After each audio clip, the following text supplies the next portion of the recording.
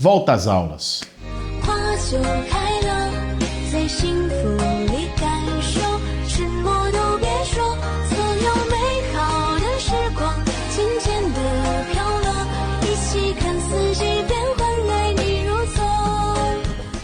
Caraca, é louco, bicho. Foi assim que as crianças da China voltaram às aulas depois do país conter a pandemia. Aqui, o governo de São Paulo já liberou a volta às aulas, mesmo com 50 mil contaminados e 1.400 mortos só na última semana no estado. E você consegue imaginar o governo de São Paulo ou a prefeitura organizando algo parecido com o que a gente viu na China? Bom, esse pessoal não conseguiu nem controlar a aglomeração nas praias, como a gente viu no último final de semana.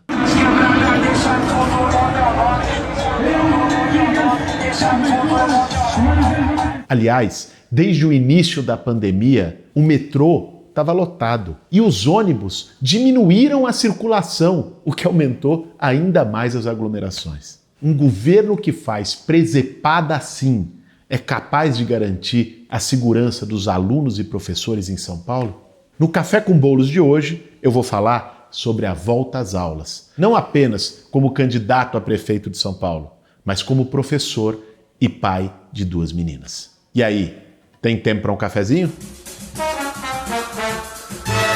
Para fazer um bom café, Se o estado de São Paulo sozinho fosse um país, seria a 7ª nação do mundo com mais mortes por Covid. A gente passou de 30 mil mortos desde o início da pandemia. Isso mostra a mentira que eles contaram sobre o sucesso do combate ao coronavírus. Eles sabem disso e vão fazer todo o esforço para maquiar. Não é por acaso que Bruno Covas aumentou em 25 milhões o gasto com propaganda. 25 milhões que poderiam ter sido gastos com respiradores, médicos ou então com medidas que permitissem uma volta às aulas com segurança. São Paulo simplesmente não fez um programa municipal de testes e deixou de utilizar os 8 mil agentes comunitários de saúde que poderiam fazer a testagem e as 1.400 escolas municipais que poderiam ser locais de isolamento.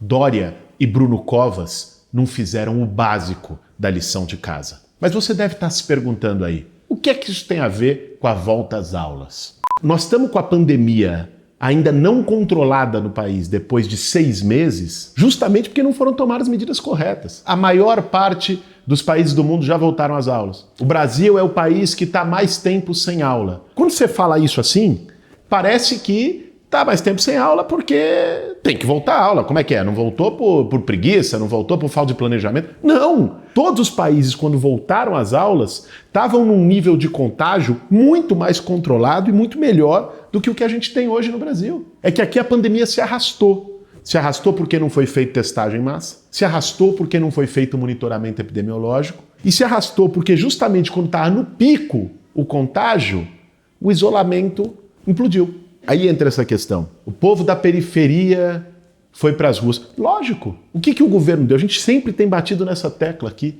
Alguém que faz um bico, que trabalha catando latinha, que trabalha no Uber, que trabalha em cima de uma moto, se ele não sair de dia, não tem jantar na mesa à noite. A única forma de fazer com que essa pessoa, com essa família, possa ficar em casa e ter respeitado o isolamento no pico da pandemia, era a prefeitura ter chegado com uma renda básica. Era ter chegado para o pequeno comerciante, que agora está à beira da falência ou está demitindo todo mundo, e ter garantido uma indenização, ter deixado de cobrar o IPTU. Era ter garantido um plano que ao mesmo tempo salvasse vida e emprego. O Brasil fez de uma maneira tão atabalhoada que não salvou nem vida nem emprego. O Brasil e São Paulo. São Paulo é a 2ª cidade do mundo com mais mortes por coronavírus. Primeira é Nova York, a 2ª é São Paulo. Eu sou professora e tenho 2 filhas. Eu não vou botar minhas filhas para voltar às aulas, com a prefeitura botando um material, como mandou para pais e mães de alunos em São Paulo inteiro, dizendo: assine aqui e você se responsabiliza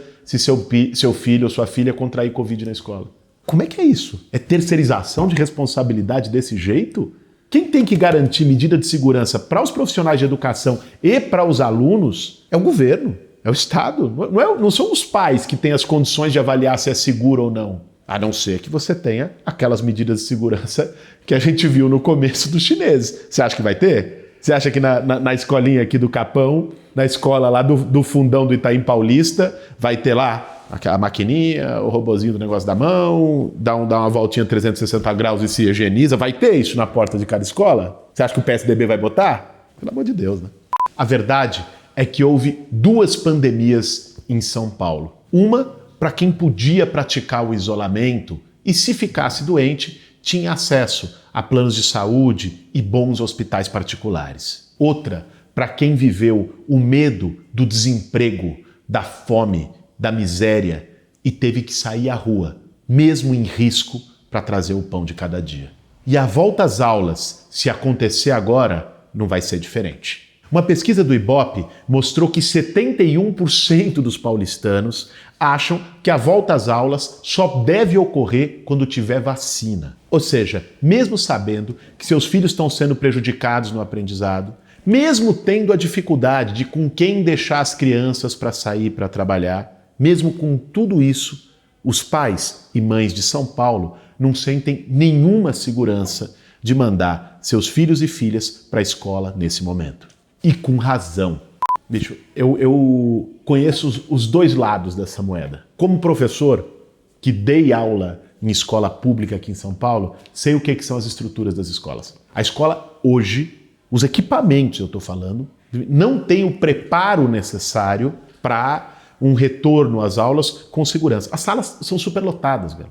Eu dei aula em sala com 50 alunos, 55 alunos. No ensino médio, em escola pública aqui na periferia.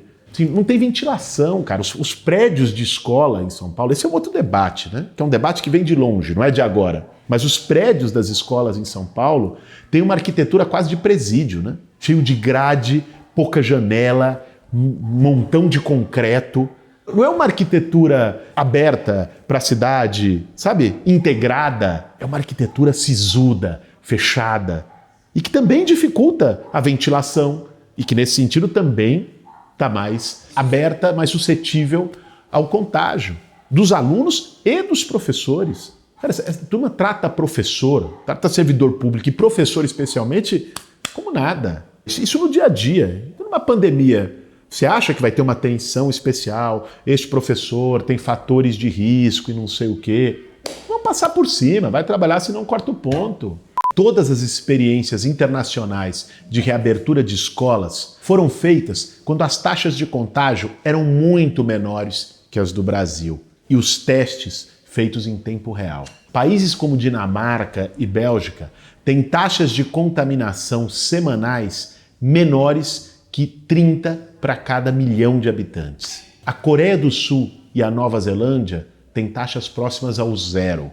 No estado de São Paulo, a taxa é de 163 e no município de absurdos 503 casos novos por milhão de habitantes. A curva finalmente começou a cair, mas isso não diz tudo nesse momento. Para voltar às aulas com o mínimo de segurança, a prefeitura não pode terceirizar essa responsabilidade para pais e mães. Ela tem que responder algumas questões fundamentais. Primeiro, quantos testes vão estar disponíveis para aplicação em tempo real em professores e alunos? Em quanto tempo os resultados desses testes vão sair? Não adianta sair 2 semanas depois e uma criança, por exemplo, já poder ter contaminado a escola inteira. Na Alemanha, mesmo com a curva controlada, só liberavam a entrada da criança nas escolas depois do resultado do teste. Segundo, vai haver abertura de novos espaços para as aulas? A Dinamarca usou parques municipais para fazer espaços de aula abertos. Aqui, quem já entrou numa escola pública sabe que as salas, em geral, são lotadas e mal ventiladas. Não adianta pedir para a criança manter distanciamento se aqui a sala de aula é praticamente sinônimo de aglomeração. Terceiro, quantos professores e professoras estão no grupo de risco ou vivem com pessoas que fazem parte desse grupo? Eu estou conversando com muitos colegas e vejo que a apreensão e o medo são generalizados.